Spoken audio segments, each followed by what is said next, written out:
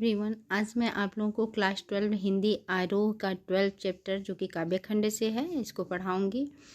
यह फिराक गोरखपुरी जी द्वारा लिखित है। इसमें फिराक जी की 2 रचनाओं को शामिल किया गया है, जिसमें एक रुबाइयाँ हैं और दूसरा गज़ल है।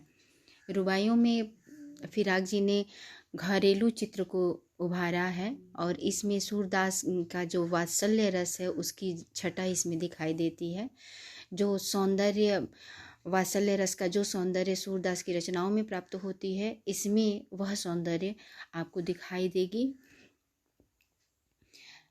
ये फिराक जी अपनी इन रुबाइयों में लोक भाषा का प्रयोग उन्होंने किया है। उनकी भाषा सहज और सरल है।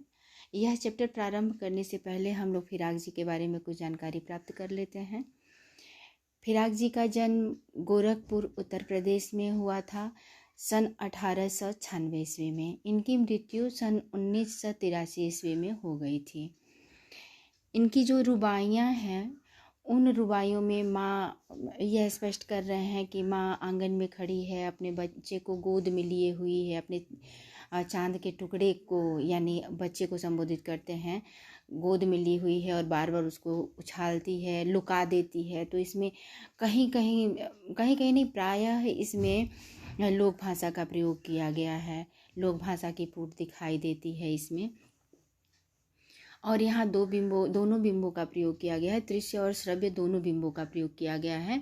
जैसे कि यहाँ पर माँ हाथ में अपने बच्चे को ली हुई है और उसको गोद में भर लेती है, तो यहाँ पे दृश्य बिंब का प्रयोग किया गया है। और जहाँ पर बच्चे की गूंज उठती है, खिलखिलाते बच्चे की हंसी, इस पे यहाँ पर इन्होंने श्रव्य बिंब का प्रयोग किया है। तो इस तरह से हम लोग अब यह चैप्टर प्रारंभ कर लेते हैं। आंगन में लिए चांद के टुकड़े को खड़ी, हाथों पे झुलाती है उसे गोद भरी, रह रह के हवा में जो लुका देती है, गूंज उठती है खिलखिलाते बच्चे की हंसी। कवि कहते हैं, कवि नहीं गजलकार कहते हैं कि आंगन में लिए चांद के टुकड़े को खड़ी, माँ आंगन में अपने चांद के टुकड़े यानी अपने बच्चे को ले करके खड़ी हुई है और हाथों पे झुलाती है उससे गोद भरी। कभी कभी वो अपने हाथों में उसे झुलाती है और कभी कभी उसको गोद में भर लेती है, अंक में भर लेती है। फिर कहते हैं रह रह के हवा में जो लुका देती है। लुका देती है यहाँ पर लोक भाषा का प्रयोग किया गया है। लुका देती है यानी उछाल देती है। रह रह करके वो हवा में उसको अपने बच्चे को उछाल देती है और जब वह बच्चे को अपने हवा में उछालती है तो बच्चे की हंसी गूंज उठती है। बच्चा खिलखिलाने लगता है, खिलखिला के हंसने लगता है। प्रायः बच्चों को अगर हर्ट किया जाता है तो वो रोने लगते हैं, लेकिन जब माँ द्वारा उसको उछाला जाता है तो यहाँ पर वो दिखाते हैं कि बच्चा भी ये आश्वस्त रहता है। बच्चे के मन में भी ये कहीं कहीं लगता है कि मेरी माँ उछाल रही है तो मुझको वो फिर पकड़ भी लेगी, मैं गिर नहीं पाऊंगा, इसलिए वह खुश होता है और वह हंसने लगता है। तो कहते हैं कि गूंज उठती है खिलखिलाते बच्चे की हंसी। जब बच्चे को माँ उछालती है हवा में तो बच्चे की हंसी गूंजने लगती है, गूंज उठती है, वह हंसने लगता है, खिलखिलाने लगता है। तो यहाँ पर मैंने पहले भी बताया कि दृश्य बिंब का जो ऊपर की 2 पंक्तियाँ हैं उसमें दृश्य बिंब का प्रयोग किया गया है और नीचे की जो 1 पंक्ति है इसमें श्रव्य बिंब का प्रयोग किया गया है। इसमें वात्सल्य रस है और यहाँ पर रह रह में पुनरुक्ति प्रकाश अलंकार है। तो और चांद के टुकड़े को यहाँ पर रूपक अलंकार है। यहाँ पर बच्चे को चांद का टुकड़ा कहा गया है तो यहाँ पर रूपक अलंकार है। अब चलते हैं हम अगले काव्य की तरफ, देखते हैं। नहला के छलके निर्मल जल से, उलझे हुए गेसुओं में कंघी करके, किस प्यार से देखता है बच्चा मुँह को, जब घुटनियों में लेके है पिन्हाती कपड़े। फिर यहाँ पर माँ के वात्सल्य को दिखाता है और माँ के वात्सल्य को दिखाते हुए गजलकार कहता है कि नहला के छलके निर्मल जल से, माँ अपने बच्चे को स्वच्छ जल से नहलाती है। अपने बच्चे को माँ स्वच्छ जल से नहलाती है और उसके उलझे हुए बालों को, गेसुओं यानी बालों को, उलझे हुए बालों को में वह कंघी करती है। और फिर कितने प्यार से बच्चा अपनी माँ के चेहरे को देखता है। यह काम जब माँ करती होती है, अपने बच्चे को नहलाती है और उसके उलझे हुए बालों को जब संवारती है, तो बच्चा कितने प्यार से उसके मुंह को देखता रहता, अपनी माँ के मुंह को देखता रहता है। जब वह घुटनों में पकड़ करके और कपड़े पहनाती है, माँ बच्चे को प्रायः बच्चे को घुटने में पकड़ के और तब कपड़े पहनाती है कि बच्चा इधर उधर उछल कूद करता है, पहनना नहीं चाहता है कपड़ा, तो माँ क्या करती है, उसको पकड़ती है और अपने घुटनों के बीच में दबा लेती है और उसको कपड़े पहनाने लगती है। इसमें बहुत सुंदर छटा वात्सल्य रस का इसमें कवि ने दिखाया है हमारे सामने। फिर यहाँ देखिए, छलके छलके में पुनरुक्ति प्रकाश अलंकार है और इसमें भी दृश्य बिंब का प्रयोग किया गया है। आगे, शाम की घर दिवाली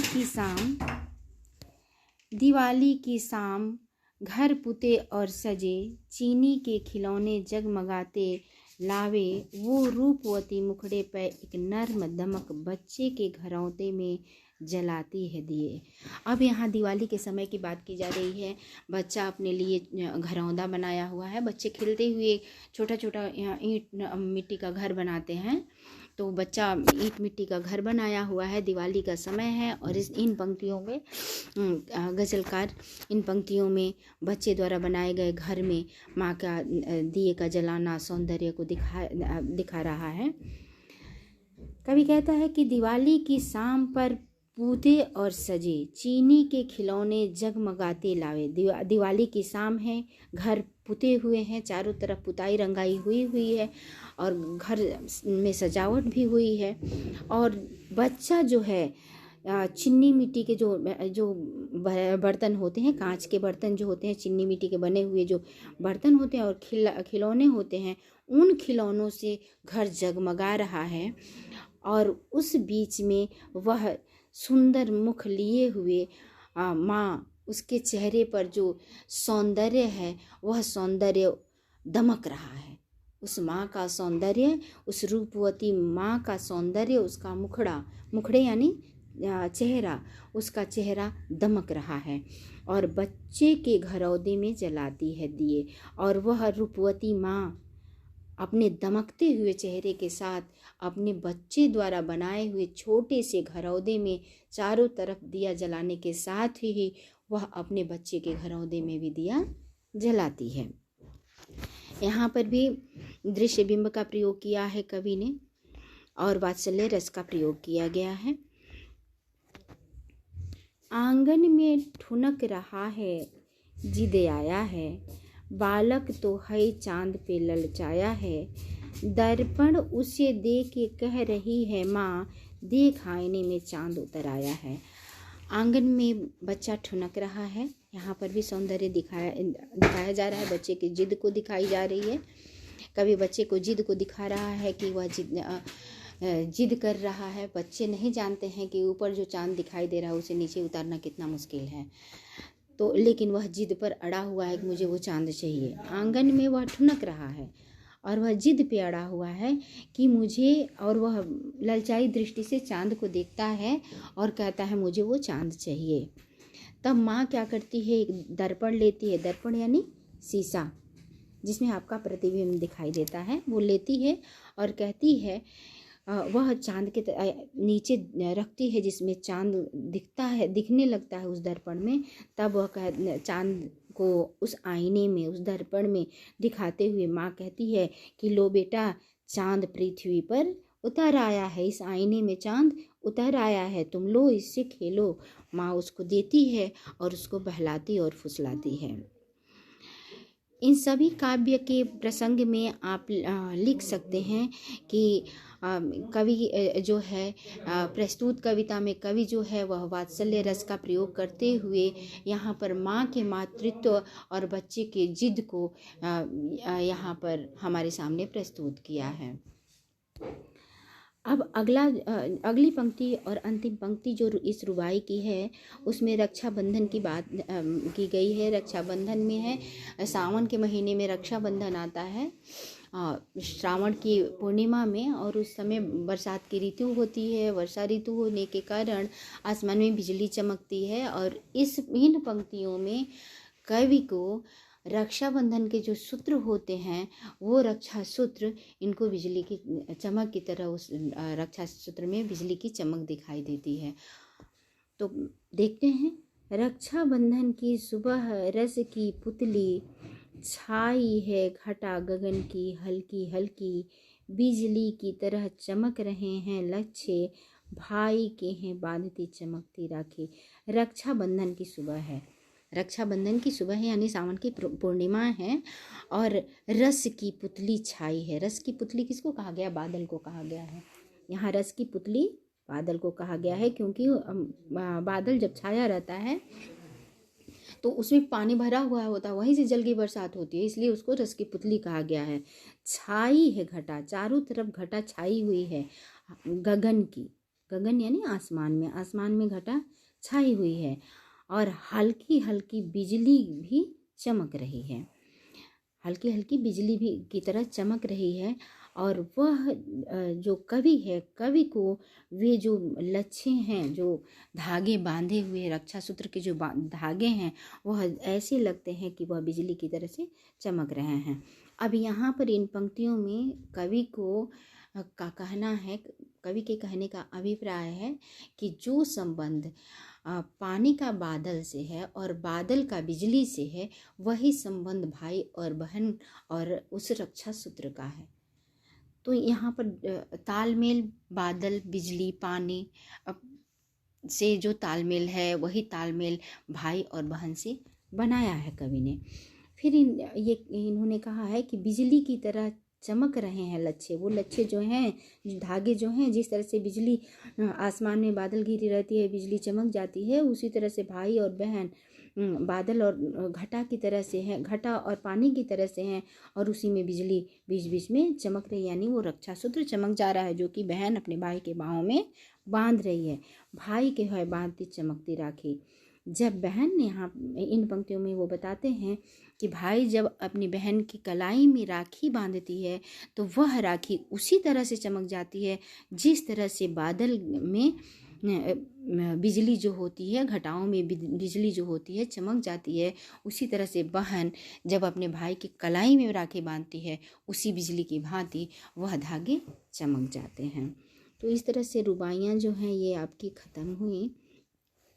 अब अगला जो वीडियो में बनाऊंगी वह आप लोगों के गज़ल के लिए होगा। यहाँ इसमें जो छंद है, रुबाई में जो छंद है वो रुबाइयाँ छंद है फारसी, और इसमें लोक भाषा का प्रयोग किया गया है।